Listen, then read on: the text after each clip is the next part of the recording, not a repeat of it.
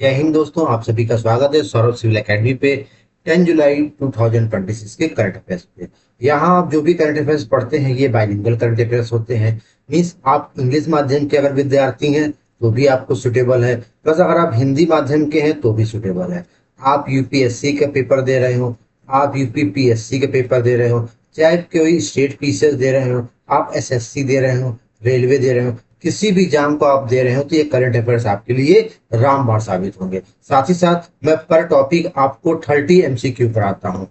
मतलब कि आप ये सोचिए कि 30 एमसीक्यू बहुत होते हैं और टॉपिक 3 एमसीक्यू कराता हूँ। मतलब टोटल अगर 10 टॉपिक में पढ़ाया तो आपको 30 एमसीक्यू हो जाते हैं। और ये जो एमसीक्यू रहते हैं ये वन लाइनर रहते हैं, साथ साथ स्टेटमेंट वाइज क्वेश्चन रहते हैं, और साथ ही साथ क्या है, असर्शन इंजन क्वेश्चन भी रहते हैं।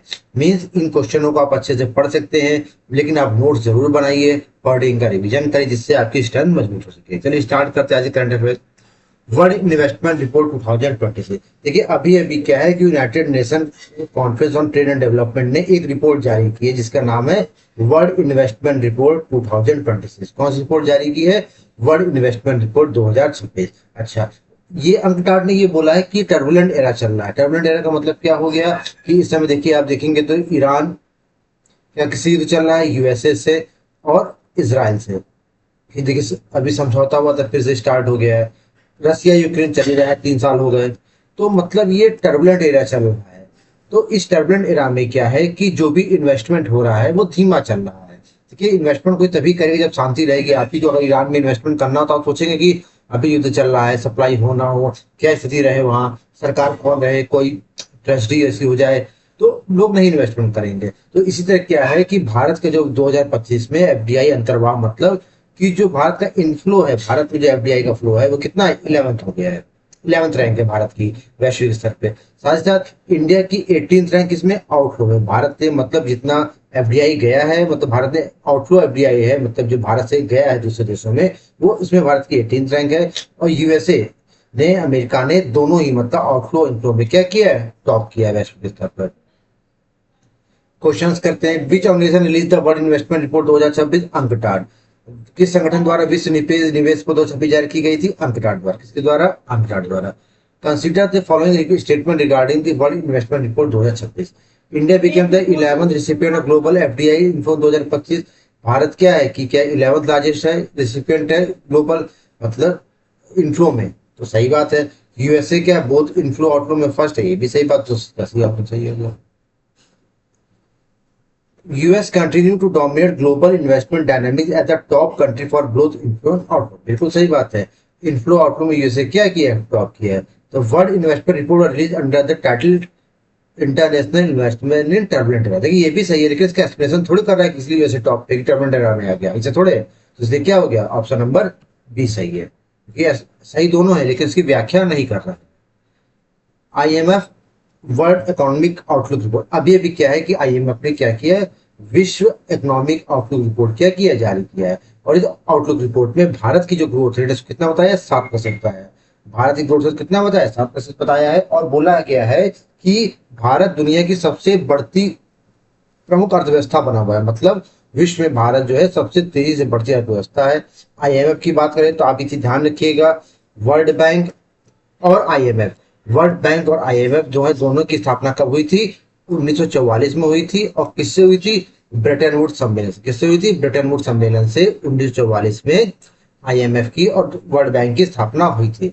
और इसका मुख्यालय कहाँ पे है, मुख्यालय इसका वाशिंगटन डीसी में है। मतलब इसका जो मुख्यालय है वर्ल्ड बैंक का और आईएमएफ का कहाँ पर है, वाशिंगटन डीसी में। क्वेश्चन करते हैं। Which growth rate has been projected for India in latest IMF world economic outlook report. Bharat की कौन सी रैंक है वर्ल्ड इकोनॉमिक आउटलुक रिपोर्ट में, 7%। कितनी ग्रोथ रेट बताया, 7% बताया। The IMF was established alongside the world bank by the Bretton Woods conference 1944। बिल्कुल सही कह रहा है कि आईएमएफ की स्थापना 1944 में ब्रेटन वुड्स सम्मेलन के माध्यम से विश्व बैंक के साथ की गई थी। बिल्कुल सही है। देखिए हेडक्वार्टर आईएमएफ का न्यूयॉर्क, गलत हो गया ना। मैंने बताया कि वाशिंगटन डीसी में, इसका हेडक्वार्टर गलत हो गया ना, गलत हो गया। कौन सा पहला सही है आपका। India is recognised as the fastest growing major economy globally according to IMF. IMF के अनुसार जो है भारत जो है फास्टेस्ट ग्रोइंग इकोनॉमी है। क्यों है ऐसा, क्योंकि भारत की ग्रोथ रेट 7% है, इसलिए तो भारत फास्टेस्ट ग्रोइंग इकोनॉमी है। दोनों सही हो गया आपका। तो ए सही, आर से इसका एक्सप्लेनेशन भी कर रहा है। Global dialogue on AI governance, अभी अभी क्या हुआ है कि पहली बार वैश्विक स्तर पे, विश्व में पहली बार जो है एक वैश्विक एआई पर गवर्नेंस जो है डायलॉग संवाद जो है आयोजित हुआ है। कहाँ पर हुआ है? जेनेवा स्विट्जरलैंड में। कहाँ पर हुआ है? स्विट्जरलैंड में हुआ है। पहली बार हुआ है, मतलब ये क्या हुआ है? फर्स्ट। तो देखिए, मैं आपसे हमेशा बताता हूँ कि कोई भी सम्मेलन हो गया या कोई भी ऐसी नई चीज हो गई जो पहली बार हुई तो बहुत ही महत्वपूर्ण रहती है। अच्छा, इंडिया की तरफ से कौन पार्टिसिपेट किया है? इंडिया की तरफ से भारत की ओर से कीर्ति वर्धन, जो क्या है राज्य मंत्री है, मतलब एमओएस, मिनिस्टर ऑफ स्टेट है, इन्होंने पार्टिसिपेट किया है। अच्छा, इसके लिए क्या कहते हैं, विजन क्या है, डायलॉग स्टेटमेंट क्या? एआई फॉर ऑल, एआई सभी के लिए। इसका जो मतलब दृष्टिकोण है, एआई सभी के लिए क्या है, इसका विजन है। साथ ही साथ इसको पोस्ट किसने किया है? रवांडा, रवांडा के राष्ट्रपति है पॉल कगामे जी, इन्होंने क्या इसका को होस्ट किया। रवांडा कैपिटल क्या है? रवांडा कैपिटल है किगाली। अच्छा, और इन्होंने की होस्ट कौन किया है? को होस्ट प्रेसिडेंट पॉल कगामे। फिर बात है, first ever global dialogue on AI governance organise कहां पर हुआ है? जेनेवा स्विट्जरलैंड में। पहला एआई गवर्नेंस वैसी संवाद कहां पर हुआ है? जेनेवा स्विट्जरलैंड में। Consider the following statement regarding the global dialogue on AI. क्या कह रहा है? The vision for the event for AI for all, बिल्कुल सही बात है। कार्यक्रम का विजन क्या है? एआई सभी के लिए। साउथ अफ्रीका सर्व्ड एज को होस्ट, गलत जवाब। मैंने बताया ना, को होस्ट किसने किया है? को होस्ट जो है रवांडा के राष्ट्रपति जी ने किया है। तो क्या हो गया? केवल एक सही हो गया। Assertion is a question. India actively engaged in a global dialogue on AI governance, highlight its interest in standardizing ethics for artificial। बिल्कुल सही बात है। क्या कह रहा है कि इंडिया का ग्लोबल डायलॉग जो हुआ है, भारत का स्टैंडर्डाइज एथिक्स, मतलब एथिक्स पे, मतलब एथिकल एआई के लिए भारत जो है वो है, क्या कहते हैं, प्रबुद्ध है कि एथिकल एआई होना चाहिए, सभी के लिए होना चाहिए, ऐसा पार्शलिटी नहीं होनी चाहिए। बिल्कुल सही बात है।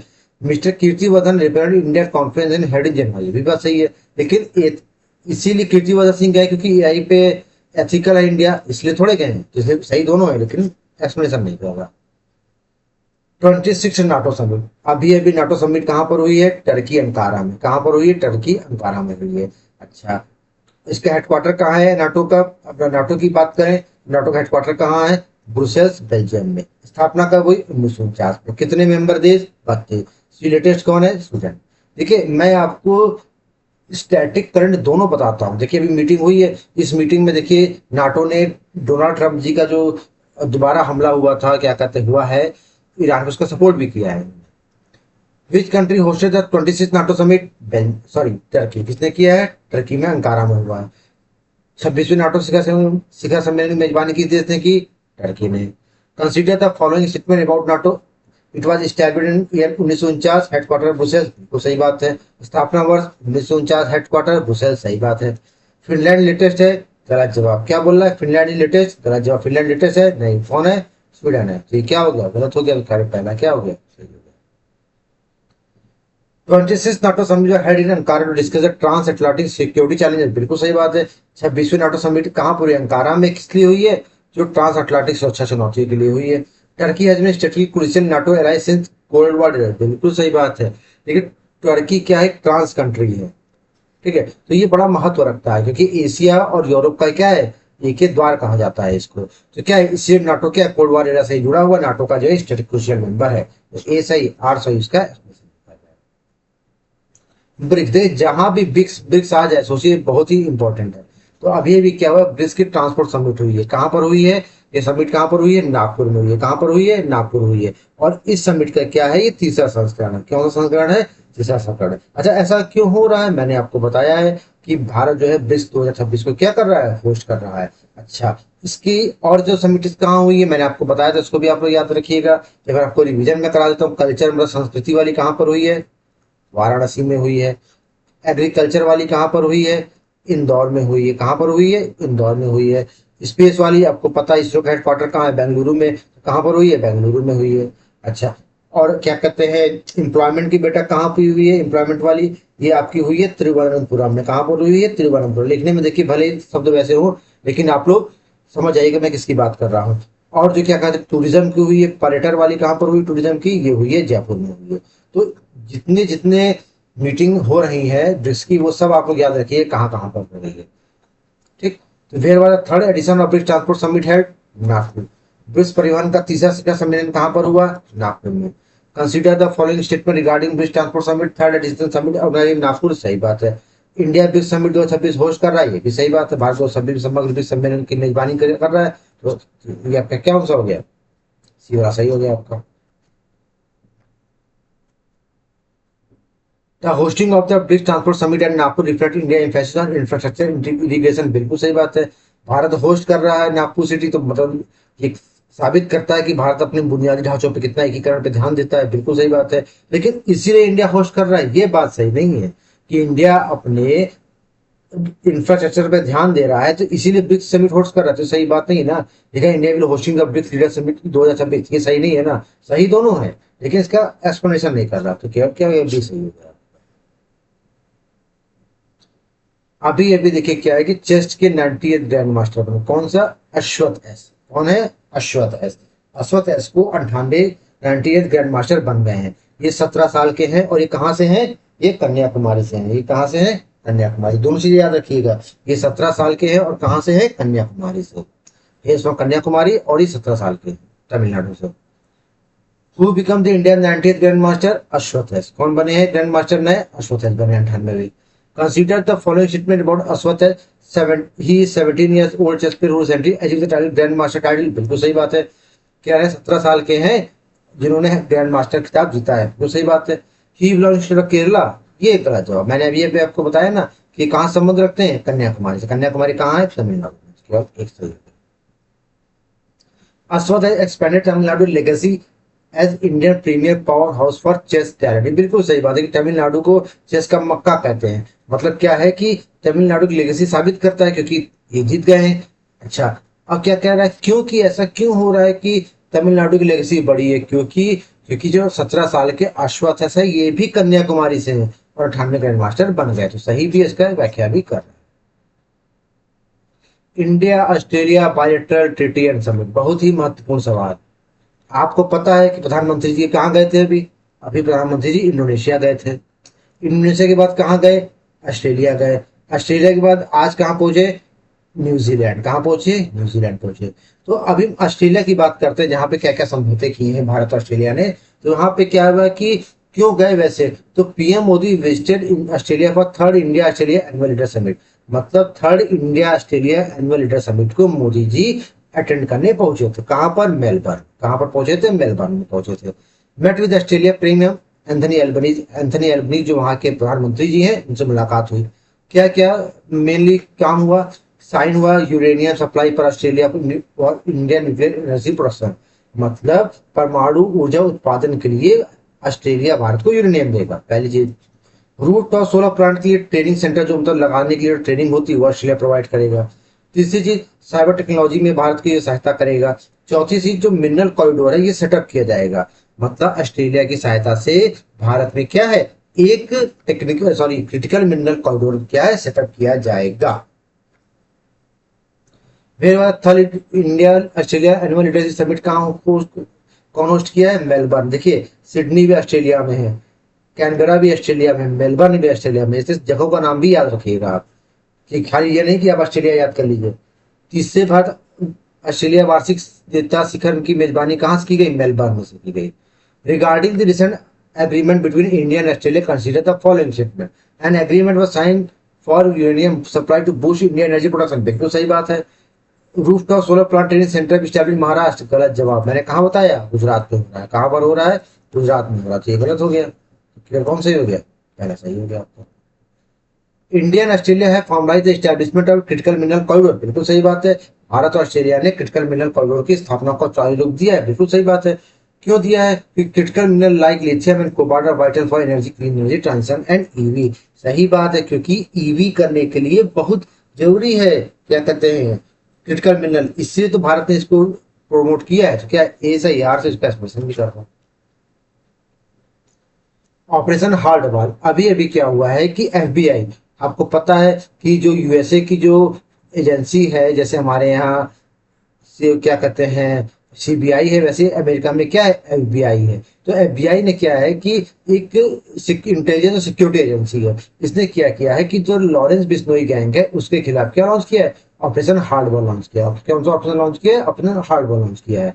क्यों किया है, इसके तहत क्या किया है, वहाँ पे छापेमारी भी की गई है। मतलब जो ऑपरेशन लॉन्च किया गया था इसके तहत अमेरिका की जो एफबीआई है इसने क्या किया है, छापेमारी भी की है। और यहाँ तक कि कनाडा ने क्या किया है, लॉरेंस बिश्नोई गैंग को टेररिस्ट नेटवर्क डिक्लेयर कर दिया है। ये तीनों चीजें भी याद रखिएगा। विच इंटेलिजेंस एजेंसी लॉन्च ऑपरेशन हार्डबॉल, किसने लॉन्च किया है, एफबीआई। एफबीआई किसने लॉन्च किया है, FBI. Consider the following statement regarding operation hardball, it was connected to dismantle the Lawrence Bishnoi network. बिल्कुल सही बात है। क्या कह रहा है, लॉरेंस बिश्नोई गैंग के नेटवर्क को डिसमेंटल करने के लिए किया गया, बात बिल्कुल सही है। The UK has classified this network as global terrorist, Canada ने किया है ना, यूके थोड़ी किया है। तो क्या क्या एक सही हो गया। The FBI coordinated with IB international agency to launch operation hardball. कह रहा है कि एफबीआई ने इंटर एजेंसी से कोऑर्डिनेट किया है किसको लॉन्च करने के लिए, ऑपरेशन हार्डबॉल। क्यों ऐसा क्यों कोऑर्डिनेट किया, the network expanded translate criminal operation leading Canada declared terrorist network.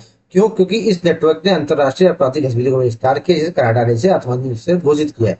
क्या है कि इनके नेटवर्क हर जगह है, तो इसीलिए तो इन्होंने सब जगह से कॉपरेट किया ताकि इनको जो है सहायता मिल सके। क्या एआर लोगों से इसका एक्सप्रेशन। प्रगति इनिशिएटिव, अभी अभी क्या है कि हमारे जो एग्रीकल्चर मिनिस्टर जी हैं शिवराज सिंह चौहान जी, ये क्या है, केंद्रीय मंत्री हैं कृषि के, इन्होंने नई दिल्ली में प्रगति इनिशिएटिव लॉन्च किया। क्या लॉन्च किया है, प्रगति इनिशिएटिव में क्यों लॉन्च किया है, इन्होंने 20,000 एग्रीकल्चर एंटरप्रेन्योरशिप को तैयार करने के लिए प्रगति इनिशिएटिव नई दिल्ली में शिवराज सिंह द्वारा, जो कि एग्रीकल्चर मिनिस्टर है, लॉन्च किया है। अच्छा, इनके फोकस एरिया क्या क्या रहेगा कि जैसे फार्मर की इनकम बढ़ाना, एग्रीकल्चर प्रोडक्शन बढ़ाना, और जो है वित्तीय समावेशन मतलब फाइनेंशियली इनको भी स्ट्रांग बनाना या सेल्फ एम्प्लॉयमेंट बढ़ाना। देखिए सेल्फ एम्प्लॉयमेंट क्यों बढ़ाना है, क्योंकि देखिए गांव का किसान बाहर जाके मजदूरी करता है, तो ऐसा ना हो वो वहीं के वहीं अपने सेल्फ इनकम जनरेट करने के लिए कोई ना कोई साधन कर सके, इसलिए ऐसा किया। Design to techno friendly for rural implementation, और ऐसी टेक्नोलॉजी जो है मतलब जो रूरल फ्रेंडली टेक्नोलॉजी है उससे परचेज कराना। और कौन कौन से 8 राज्य हैं, ये बहुत इंपॉर्टेंट है, UP MP UP MP West Bengal Assam Bihar Jharkhand Rajasthan, ठीक है, इन राज्यों में लॉन्च किया है। Which who launch the Pragati initiative for agriculture entrepreneurship New Delhi, Shivraj Singh Chouhan. Shivraj Singh Chouhan ने प्रगति इनिशिएटिव लॉन्च किया है ना। Consider the following statement about the Pragati initiative, it aims to prepare बीज एंड एंटरप्रेन्योरशिप असिस्ट फार्मर। बिल्कुल सही बात है, बीज एंटरप्रेन्योरशिप बनाए जाएंगे जो कि फार्मर्स की सहायता करेंगे।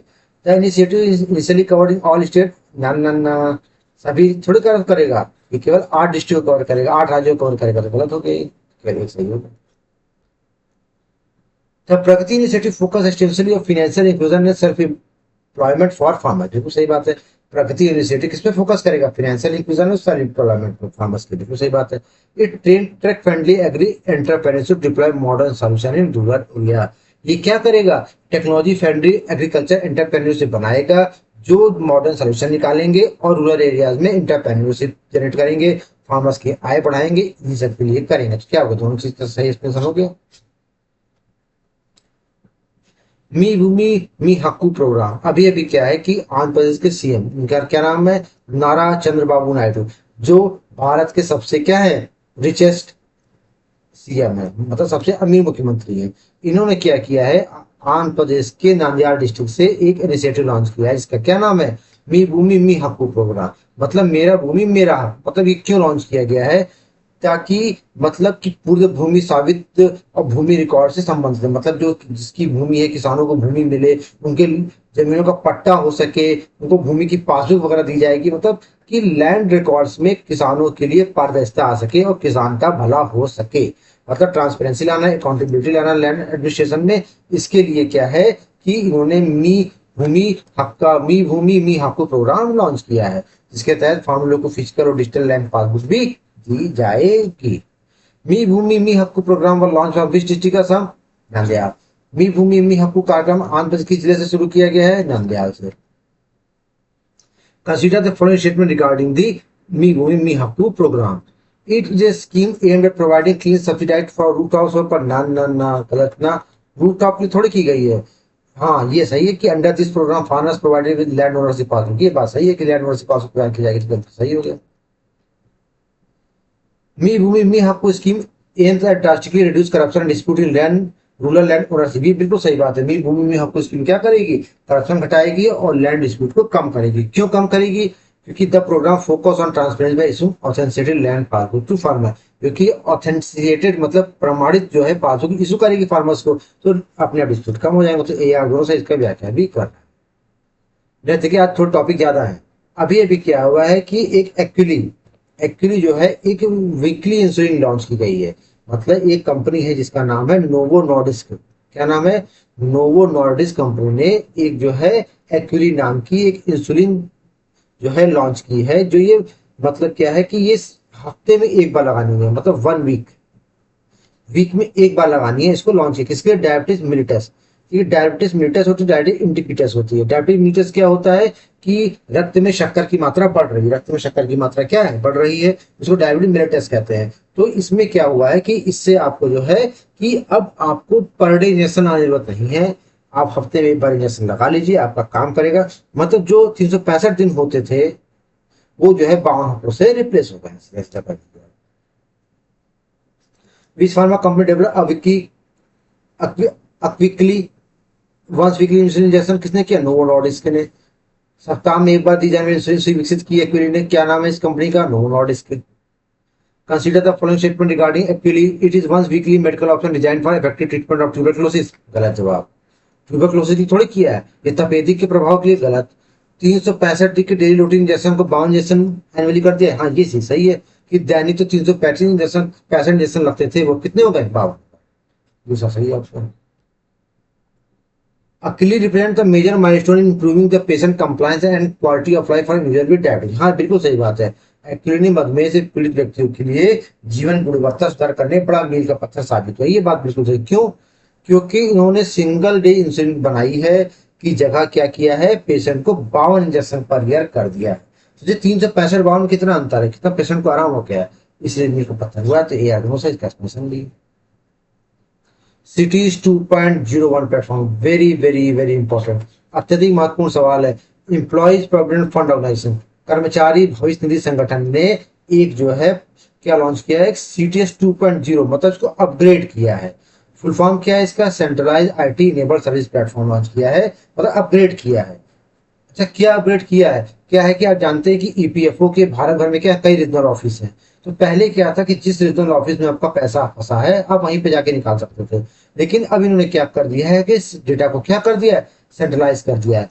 अब जो भी क्लेम है आप जहां पर भी है उस ऑफिस से जाके अपना क्लेम निकाल सकते हैं। इससे क्या हो गया, क्लेम सेटलमेंट इजी हो जाएगा, फास्टर हो जाएगा और सीमलेस हो जाएगा, मतलब कि बिना किसी देर के अब आप अपना क्लेम आसानी से निकाल सकते हैं। और इससे लगभग 34 करोड़ लोग लाभार्थी होंगे, जो भी इनके जो क्या कहते हैं उपभोक्ता है, मतलब जो भी इनके बेनिफिशियरी हैं, अंशदाता हैं, वो लाभार्थी होंगे इनके। और इसका उद्घाटन मतलब इसको लॉन्च किसने किया है, मनसुख मांडविया जी ने, जो कि लेबर मिनिस्टर हैं।